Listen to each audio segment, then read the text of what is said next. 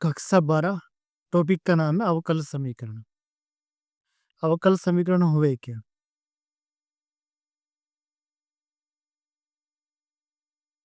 वह समीकरण जिसमें स्वतंत्र चर, परतंत्र चर और स्वतंत्र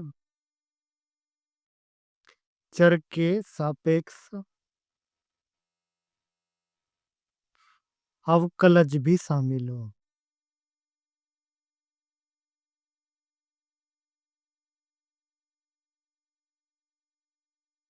उसे अवकल समीकरण कहते हैं। जैसे d2y/dx² dy/dx, ये यानी कि यहाँ पे अवकलज भी होगी, x के सापेक्ष y का अवकलज, यानी कि ये भी हो गया, y भी हो गया, और ये हो या ना हो कोई दिक्कत नहीं, यानी कि अवकलज भी हो और स्वतंत्र चर या परतंत्र चर भी हो। इस तरह की समीकरणों क्या बोलेंगे? अवकल समीकरण। अगला टॉपिक है अवकल समीकरण की कोटि व घात। यानी कि हमें समीकरण दी हुई है dy/dx माइनस के cos x इक्वल टू 0, यानी कि अवकल समीकरण दे रखी है और हमें इसकी कोटि निकालनी और घात निकालनी। तो कैसे निकाल लेंगे ये देखेंगे। सबसे बड़ा अवकलज कौन सा है? यहाँ पे तो एक ही अवकलज है dy/dx, तो जितना अवकलज है यानी कि पहला अवकलज ये है, तो कोटि क्या होगी इसकी? एक ही होगी। और अवकलज की जो घात है यानी कि इसकी बड़े अवकलज की कितनी घात है? एक ही घात है, तो वो इस समीकरण की घात हुई। जैसे दूसरा सवाल है, ये हो गया xy d2y/dx² plus x into dy/dx का whole square minus y into dy/dx equal to 0, यानी कि ये हुआ हमारा।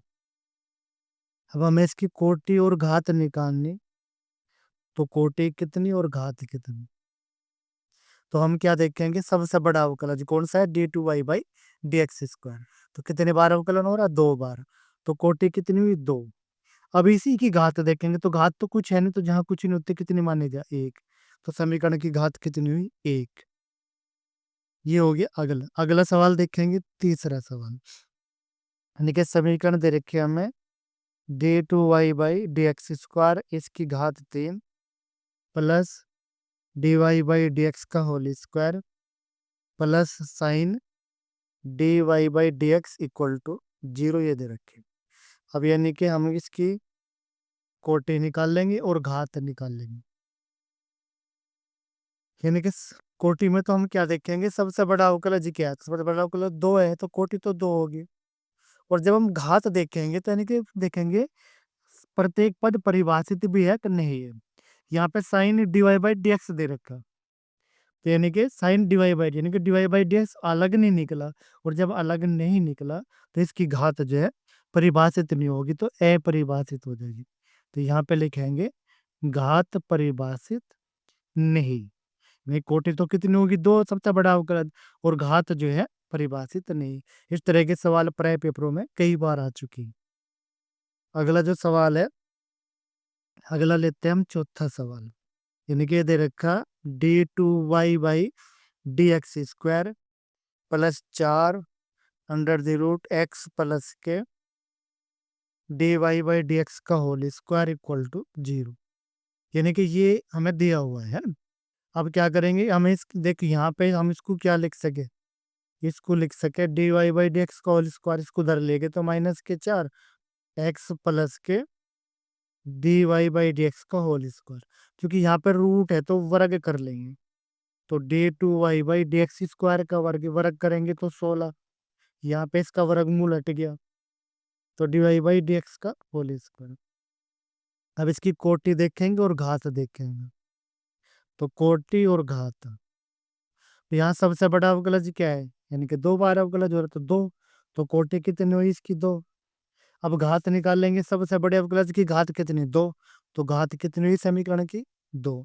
तो इस तरह से हम क्या करेंगे, अवकल समीकरण की कोटि और घात निकाल सकते हैं।